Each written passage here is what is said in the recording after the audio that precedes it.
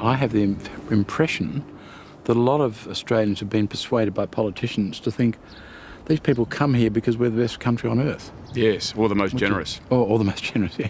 Which is not a universally shared idea.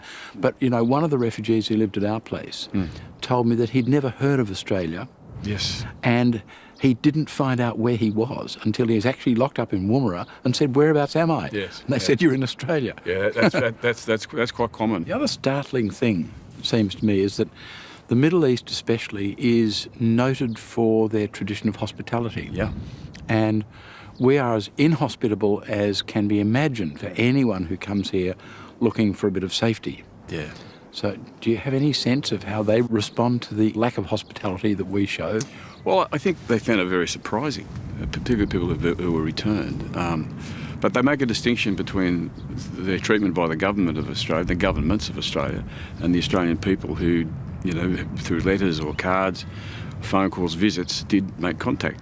People don't forget the acts of kindness. And that's because Afghanistan's a country before it's a war. You know, people still have to do the same things that we have to do here. Because it's a hell of a lot more difficult, but you know you're going to survive the day.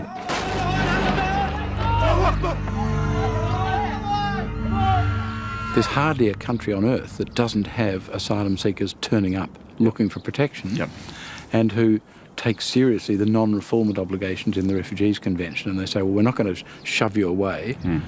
And of course, almost every other Western country has a Bill of Human Rights of some sort. Yeah, which we don't have, yeah. Which we don't have, and so we feel free to mistreat them. Well, and the reality is, in this area, if you make a mistake, people die. And Australians need to know that.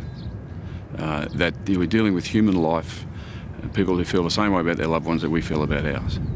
And yet for too many of them, it ended in utter tragedy. I remember a case that you told me about, one of the dozens who you followed back to Afghanistan and who didn't make it. Yes, that's right. And I got a phone call from him to say that he'd escaped over the border into Iran, but that the Iranians were saying that he wasn't able to stay there, so he was heading back to Afghanistan. He said, the Taliban are after me. Could you please let the American army know? So we did that, but when we tried to get back in touch with him, he'd been kidnapped again and was taken down to his home village where he was thrown down a well and they threw a hand grenade in after him and it blew his head off. You know, this stuff doesn't go away. This notion that you can somehow be a little bit of refugee is my problem with temporary protection visas. It's like being a little bit pregnant. You know, you either are a refugee or you're not. You will not be resettled in Australia. You will never live in Australia. How do you explain the impact of all the secrecy on Australian attitudes? Well, I think first thing we have to acknowledge is if you decide to keep something secret, it's because you've got something you want to hide. It keeps the Australian people in the dark, ultimately. It's enabled them to be lied to and to be kept away from the things that have been done in their name.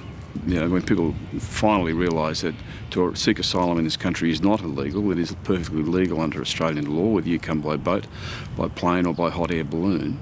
You know, at some point down the track, the Australian people are going to demand to be apologised to as well for the way that they've been treated.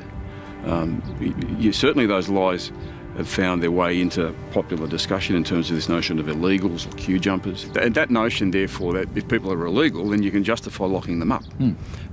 But then the question then is, OK, if I would ask any politician, if these people are illegal, what crime have they committed? Where have they been charged? Of course, they haven't been charged with anything because they're not doing anything that's illegal. They just turned up. They turned up, exactly. And the basic human instinct to look after people and treat them properly kicks when in. They're in need, that's what kicks in.